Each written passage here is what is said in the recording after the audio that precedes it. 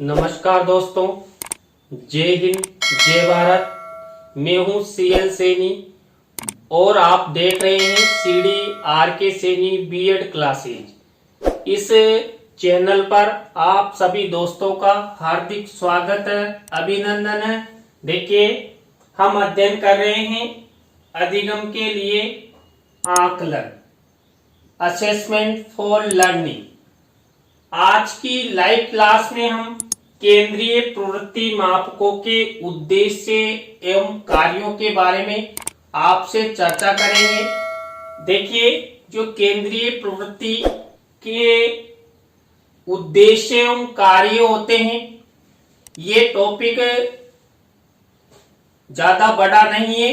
आपकी परीक्षाओं में लघुत्रात्मक रूप से ये प्रश्न कई बार पूछा गया है, इसलिए हमने आपसे चर्चा करने का प्रयास किया है। तो आप सब बने रहें हमारे साथ, हमारे चैनल के साथ। और यदि आप हमारे चैनल पर पहली बार आए हैं तो हमारे चैनल को सब्सक्राइब करें और पास ही बने बेल आइकन के बटन को जरूर दबा देवें, जिससे हमारे द्वारा जब भी कोई न्यू वीडियो अपलोड की जाती है या लाइव क्लास चलाई जाती है तो उनके नोटिफिकेशन आपको मिल सके और आप अच्छा अधिगम करते हुए आप अपनी परीक्षा की अच्छी तैयारी भी करें और आपको अच्छे क्रेडिट हासिल हो। देखिए, जो केंद्रीय प्रवृत्ति के जो मापक हैं, मैंने आपको बता ही दिया कि केंद्रीय प्रवृत्ति के कौन कौन से मापक है। मध्यमान, मध्यांक और बहुलक। और इनके बारे में हमने एक एक करके आपसे चर्चा भी कर ली कि मध्यमान क्या होता है, मध्यमान कैसे निकाला जाता है, मध्यांक क्या है, मध्यांक कैसे निकाला जाता है, और बहुलांक क्या है और बहुलांक को किस प्रकार हम ज्ञात कर सकते हैं। तो यहाँ पर जो केंद्रीय प्रवृत्ति के मापक हैं, इनके जो उद्देश्य होते हैं, जो कार्य होते हैं, इसमें पहला उद्देश्य और कार्य है समूह का प्रतिनिधित्व। माध्य एवं संपूर्ण समूह का चित्र प्रस्तुत किया जा सकता है। एक संख्या द्वारा पूर्ण समूह की संरचना के बारे में पर्याप्त जानकारी प्राप्त हो सकती है। प्राय व्यक्तिगत इकाइयां अस्थिर व परिवर्तनशील होती है, जबकि औसत इकाइयां अपेक्षाकृत स्थिर होती है। देखिए, जो केंद्रीय प्रवृत्ति के मापक हैं, उनमें पहला उद्देश्य और कार्य हमारा हुआ समूह का प्रतिनिधित्व। देखिए, जब हमने आपसे चर्चा की थी तो मैंने आपको मध्यमान, मध्यांक और बहुलांक के अंतर्गत बताया था कि जो हम एक मध्यांक निकालते हैं या मध्यमान निकालते हैं या बहुलांक निकालते हैं, वो मध्यमान, मध्यांक और बहुलांक संपूर्ण संख्याओं का प्रतिनिधित्व करता है। तो यहाँ पर जो केंद्रीय प्रवृत्ति के जो मापक है, उनका उद्देश्य भी यही होता है कि एक संख्या या एक मान या एक माप निकालने पर वह संख्या, वह मान, वह माप संपूर्ण संख्या का प्रतिनिधित्व करे। देखिए, जैसे मान लीजिए हम औसत निकालते हैं या मध्यमान निकालते हैं, तो मध्यमान, औसत संपूर्ण जितने भी संख्याओं का योग हमने किया है, उन सब संख्याओं का प्रतिनिधित्व करता है। इसलिए पहला कार्य, पहला उद्देश्य होता है समूह का प्रतिनिधित्व करना। देखिए, संपूर्ण संख्याओं का प्रतिनिधित्व करेगा तभी जो हमारे द्वारा मध्यमान, मध्यांक और बहुलांक निकाला गया है वो सार्थक हो सकेगा। तो यहाँ पर पहला समूह का प्रतिनिधित्व करना। अब यहाँ पर देखिए, जो हमें इकाइयों के माध्यम से उन संख्याओं को व्यक्त करते हैं, वो कई बार अस्थिर भी होती है और परिवर्तनशील भी होती है। क्योंकि यहाँ पर अलग अलग संख्याओं का अलग अलग औसत आता है और मान भी अलग अलग आता है। मान लीजिए कोई समूह है, उस समूह का यदि हम मध्यमान ज्ञात करने लगे तो उसका मध्यमान यानी औसत एक जैसा आएगा। अब मान लीजिए उसमें एक संख्या का भी अंतर कर दिया जाए, घटा दी जाए या बढ़ा दी जाए, तो वहां पर जो औसत या मध्यमान आएगा वो परिवर्तनशील हो जाएगा और जो औसत इकाइयां हैं वो अब अपेक्षाकृत स्थिर होते हैं, यानी कि पूरी संख्या का प्रतिनिधित्व करते हैं। दूसरा उद्देश्य और कार्य है अंक गणितीय क्रियाएं। दो विभिन्न श्रेणियों के संबंध को अंक गणित के रूप में प्रकट करने हेतु माध्यों की सहायता अनिवार्य हो जाती है और इन्हीं के आधार पर अन्य समस्त क्रियाएं संपन्न की जाती है। देखिए, जब हम किसी भी संख्या या समूह का मध्यमान या मध्यांक या बहुलांक निकालते हैं तो जब वो पूरी संख्या का प्रतिनिधित्व करता है तो यहाँ पर क्या होता है, जो भी श्रेणियां होती है वो श्रेणियां उस अंक द्वारा, किस अंक द्वारा, जो हमने मान निकाला, मध्यमान, मध्यांक या बहुलांक निकाला, वो मध्यांक, बहुलांक या औसत संपूर्ण संख्या का प्रतिनिधित्व करते हुए आपस में अंक के माध्यम से आपस में संबंध स्थापित करता है, अंतर दिखाता है। मान लीजिए हम दो समूह का मध्यमान ज्ञात कर रहे हैं तो एक समूह का मध्यमान 5 आता है और एक समूह का मध्यमान 10 आता है।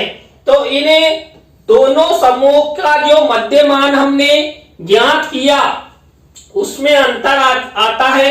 इसी मान लीजिए कोई संख्या है 3, 4, 6, 8 अब या 5। अब देखिए यहाँ पर जो ये 5 संख्याएं हैं इसमें मध्यांक बिंदु क्या है, 6। तो यहाँ पर ये अंक संपूर्ण संख्या का प्रतिनिधित्व करेगा। तो यहाँ पर क्या किया जाता है, जितनी भी श्रेणियों का आपस में सह संबंध या औसत मान या मध्यांक या बहुलांक निकाला जाता है तो यहाँ पर अंक के आधार पर ये क्रियाएं संपन्न की जाती है। क्योंकि यहाँ पर हम सांख्यिकी का अध्ययन कर रहे हैं और सांख्यिकी के अंतर्गत हम अंकों का अधिक प्रयोग करते हैं और अंकों के द्वारा ही दो समूहों में या दो संख्याओं में आपस में मध्यमान, मध्यांक या बहुलांक निकालकर उनका वर्गीकरण करते हैं। तो ये हमारा दूसरा उद्देश्य और कार्य हुआ। इसी तरह थर्ड नंबर का केंद्रीय प्रवृत्ति मापकों का उद्देश्य और कार्य है भावी योजनाओं का आधार। देखिए, भावी योजनाओं के द्वारा क्या करते हैं, माध्यों के रूप में समूह का एक ऐसा मूल्य प्राप्त होता है जो हमारी भावी योजनाओं के लिए आधार का कार्य करता है। देखिए, मैंने आपको बताया था कि हम किसी समूह या अनेक संख्याओं का जो माध्य निकालते हैं, मध्यमान निकालते हैं, तो मध्यमान संपूर्ण संख्याओं का प्रतिनिधित्व करता है। मान लीजिए किसी का औसत मान 55 आता है तो जितनी भी संख्याओं का हमने ये औसत निकाला ये अंक संपूर्ण संख्याओं का प्रतिनिधित्व करेगा। तो यहाँ पर ये औसत या मध्यमान एक ऐसा मूल्य माना जाता है जो संपूर्ण संख्याओं का प्रतिनिधित्व करता है। और मान लीजिए हम जो भी योजनाएं बनाते हैं उनका आधार स्तंभ तैयार करता है। मान लीजिए किसी कक्षा कक्ष में 50 विद्यार्थी हैं। अब मान लीजिए उनकी बौद्धिक क्षमता का हम औसत निकालना चाहते हैं। अब मान लीजिए औसत एवरेज यहाँ पर बुद्धि का आता है, बौद्धिक क्षमता का आता है 60%, यानी कि जो 50 स्टूडेंट है इन्हें 50 स्टूडेंट का जो बौद्धिक स्तर है ये 60% आता है। मान लीजिए कक्ष में 20 विद्यार्थी है, उन 20 विद्यार्थियों को जब प्राप्तांक दिए जाते हैं तो औसत एवरेज निकाला जाता है कि कितने विद्यार्थियों ने कितने औसत से अंक प्राप्त किए। आपने देखा होगा जब हमारी बोर्ड परीक्षाओं का रिजल्ट आता है तो उस समय कहा जाता है कि इस साल 10th क्लास का औसत रिजल्ट 50% रहा, यानी कुल विद्यार्थी जितने भी परीक्षा में बैठे उनके 50% पास हुए। तो वो जो 50% है ये संपूर्ण छात्रों का प्रतिनिधित्व करता है और एक आधार योजना स्थापित करता है। देखिए आपको थोड़ा समझ में नहीं आ रहा होगा क्योंकि ये जो सांख्यिकी है वो बड़े देर से समझ में आती है। इसके बाद चौथे नंबर का कार्य और उद्देश्य है पारस्परिक संबंध। कभी कभी दो समंक समूह के पारस्परिक संबंध की आवश्यकता होती है, जैसे दो समूह में परिवर्तन एक ही दिशा में है या विपरीत दिशा में है, ये जानने के लिए माध्य ही सबसे सरल मार्ग है।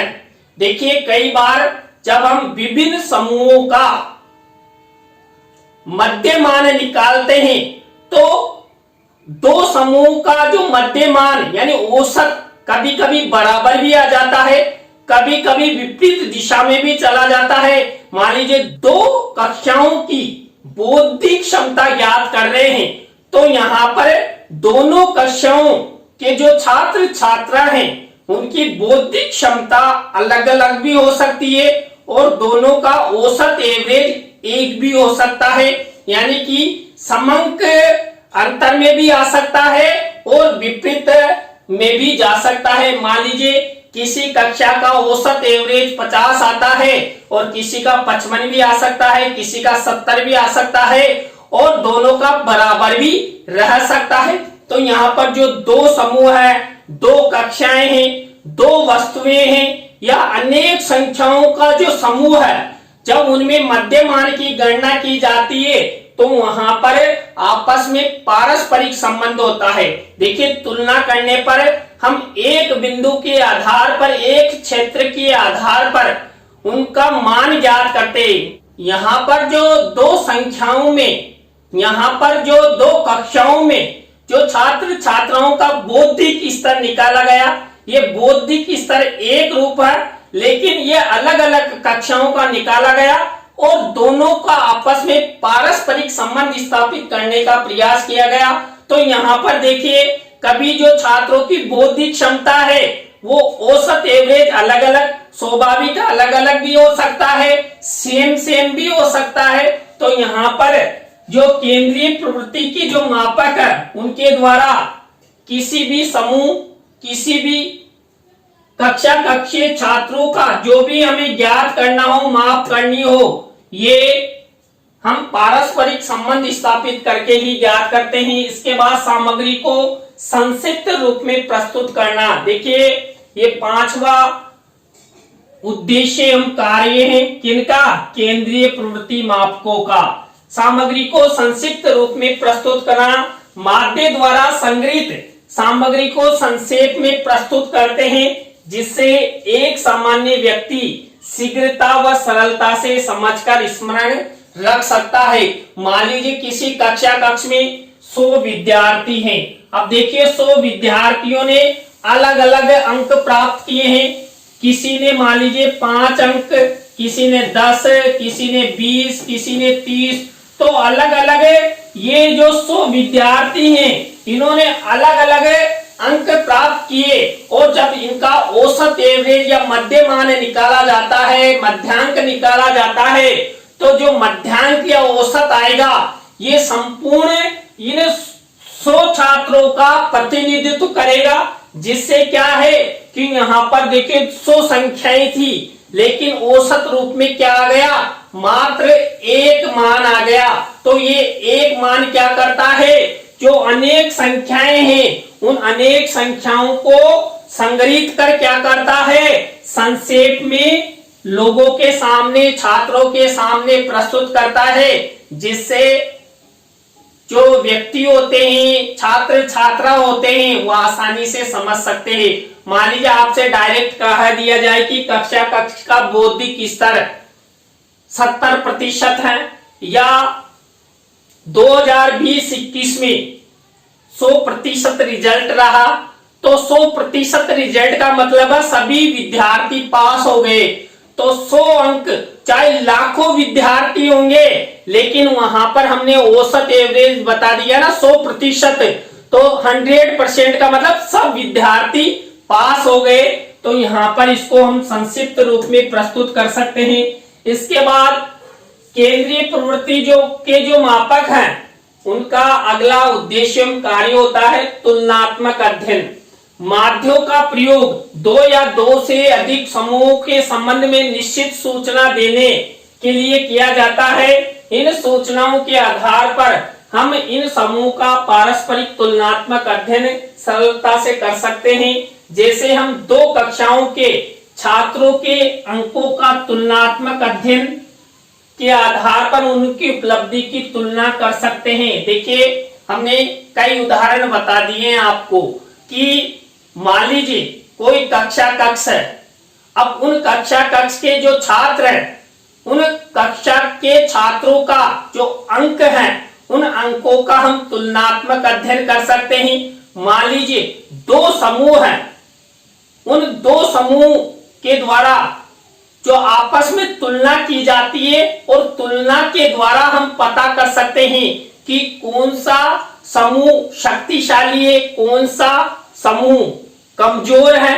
और आपने कई स्थानों पर देखा है जो प्रतियोगिता परीक्षाएं होती है या किसी भी प्रकार का कोई खेल होता है, तो वहां पर भी दो टीमें भाग लेती है और दो टीमों में अलग अलग खिलाड़ी भाग लेते हैं। तो वहां पर उन सब का आपस में तुलनात्मक अध्ययन किया जाता है कि फला टीम यानी ए टीम ने कितना अच्छा प्रदर्शन किया, बी टीम ने कितना अच्छा प्रदर्शन किया।